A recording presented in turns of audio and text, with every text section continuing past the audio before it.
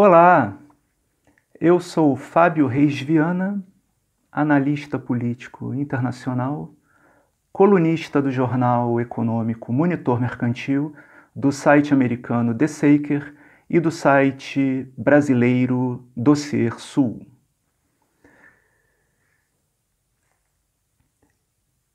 Estarão a crescente polarização da sociedade norte-americana e a ascensão de Donald Trump diretamente ligadas ao 11 de setembro? É o que defende o jornalista Spencer Ackerman, autor do livro em inglês que em português poderia mais ou menos ser traduzido como o 11 de setembro, a era do 11 de setembro desestabilizou a América e produziu Trump. Esse livro foi recentemente publicado, eu não li ainda, mas eu achei interessante a resenha que eu li aqui no jornal de Portugal, O Público, talvez o principal jornal do país. Assim, pelo título e pela resenha, a linha de pensamento que eu costumo acompanhar não concorda com essa tese de que o 11 de setembro teria sido a razão do surgimento de uma figura como Donald Trump, não é? Porque, na verdade, o 11 de setembro foi uma continuidade, né, de um movimento que se iniciou com o colapso da União Soviética em 1991 e a Primeira Guerra do Iraque, né? Que foi uma maneira do recém-empossado hegemon unipolar, os Estados Unidos da América, demonstrarem ao resto do mundo quem manda nesse momento. Ali, eles dão o recado impondo o chamado princípio do medo. Eles destroem um país indefeso. Aquilo não foi uma guerra, né? Aquilo foi uma demonstração de poder imperial, similar ao que eles fizeram nas bombas atômicas de Hiroshima e Nagasaki, que também foram festivais de terror estatal desnecessários, mas foram uma demonstração, uma marcação de terreno do novo poder, né? Naquele momento não imperial, mas em 91, sim. O 11 de setembro, dentro dessa linha de raciocínio, teria sido uma justificativa para o império militar estadunidense aprofundar a sua guerra permanente, a sua guerra infinita, a sua guerra eterna, para se manter no topo do poder, dentro da linha de pensamento do nosso professor José Luiz Fiore, do Universo em Expansão, né? O poder é um buraco negro que se expande ad eternum, ad infinitum.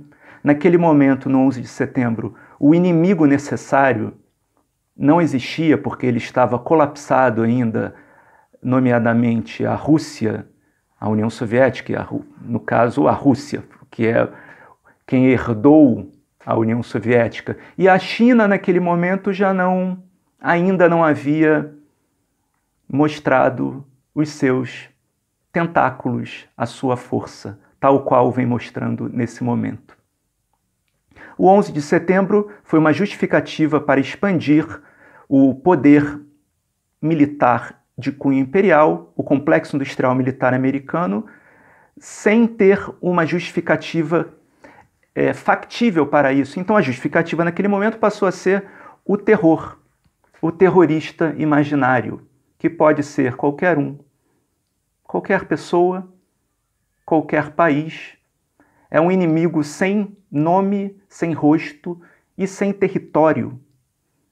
Então o Afeganistão naquele momento foi o escolhido, né, o território escolhido a ser castigado em nome do combate ao terror por supostamente os talibãs terem participado daquele evento, o que não foi comprovado, né?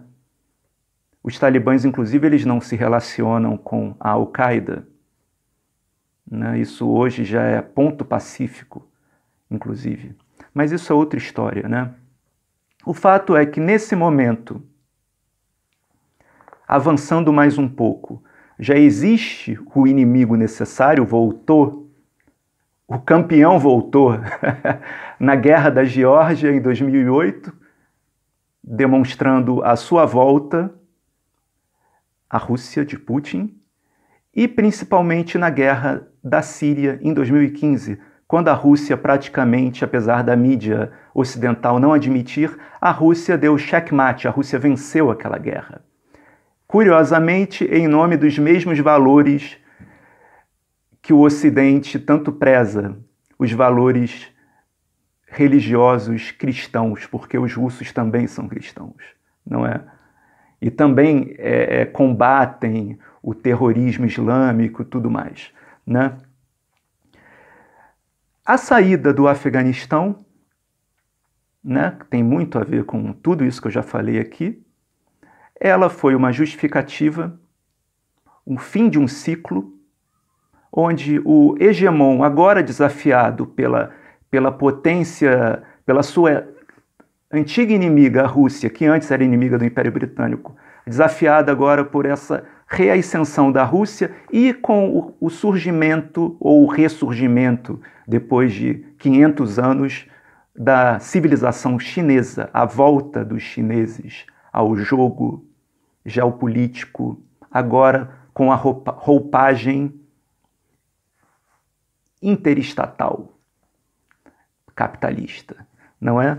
A saída do Afeganistão foi a justificativa para instalar o caos dentro da lógica também imperial americana de guerra contra o resto do mundo inteiro, né? Num viés de guerra de quarta geração, e ao mesmo tempo poder abrir caminho para se instalar de maneira mais efetiva nos novos cenários de guerra que se abrirão daqui para frente ao longo das próximas décadas. Nomeadamente, em particular, o Indo-Pacífico, né? Hoje, exatamente hoje, neste momento, nesse dia que gravo, dia 16 de setembro de 2021, alguns acontecimentos confirmam, né, esse movimentar de peças no tabuleiro geopolítico global em direção ao Indo-Pacífico, né?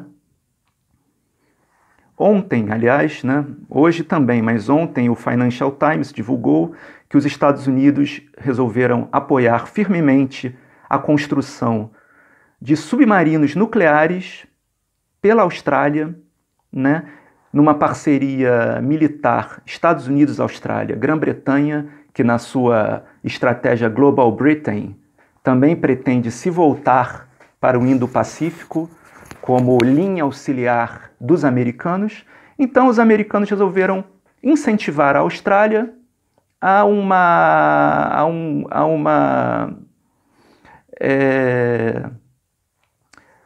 anabolizada bélica em sua estrutura militar, não é? Com vistas a combater a ameaça chinesa, né? Então esse acordo, né, entre o Biden e o Boris Johnson, o primeiro-ministro australiano, provavelmente será celebrado em Washington amanhã ou hoje, né, nos próximos dias, né? Mais um sintoma de que a coisa no Indo-Pacífico tende a se agravar. Lá tende a ser o novo cenário das guerras das próximas décadas, não é? Hoje, dia 16 de setembro de 2021, o ministro da Defesa do Japão, Nobuo Kishi, engrossou a voz contra os chineses, dizendo que o Japão irá ser mais duro no seu direito às ilhas Senkaku, que os chineses chamam de ilhas Diaoyu, não é? Ou seja, isso também é uma coisa... A China faz parte desse processo de encurralamento do Japão, né? Dentro da lógica do hegemon imperial americano. O primeiro-ministro japonês engrossa a voz hoje contra a China, usando como pretexto a questão das ilhas Senkaku ou Diaoyu, não é? E hoje também a China deu um golpe de mestre, enviando uma cartinha para a Nova Zelândia, propondo o seu ingresso ao CPTPP, que é aquele acordo transpacífico entre países do Pacífico, aí você inclui países asiáticos e também até da América do Sul, como o Peru, né? Que foi um acordo comercial gigantesco bolado pelos americanos como forma de isolar a China, só que o Trump, na administração dele, dentro daquela retórica protecionista irracional, saiu do acordo. E hoje a China espertamente resolveu entrar. Já que os americanos saíram, entraremos. O acordo que a princípio havia sido feito para isolar a China acabará se tornando algo favorável aos interesses chineses, se a China efetivamente entrar, né? Então é isso, são comentários sobre o cenário global, tentando fazer uma linha do tempo desde 91, passando pelo 11 de setembro e chegando ao dia de hoje, né? Agradeço,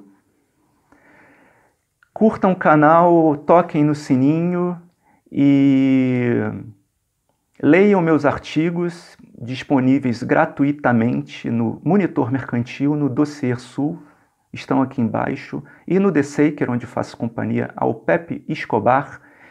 E se puderem colaborar com o nosso Pix, agradeço. Se não puderem, também agradeço, porque está tudo bem, né? Tentaremos levar adiante esse canal com mais afinco, apesar dos ataques que sofremos recentemente de figuras estranhas ligadas ao governo, né? Pelo visto, estamos incomodando quando principalmente falamos da questão militar no Brasil, né? Não é o caso desse vídeo e tudo mais. Então é isso.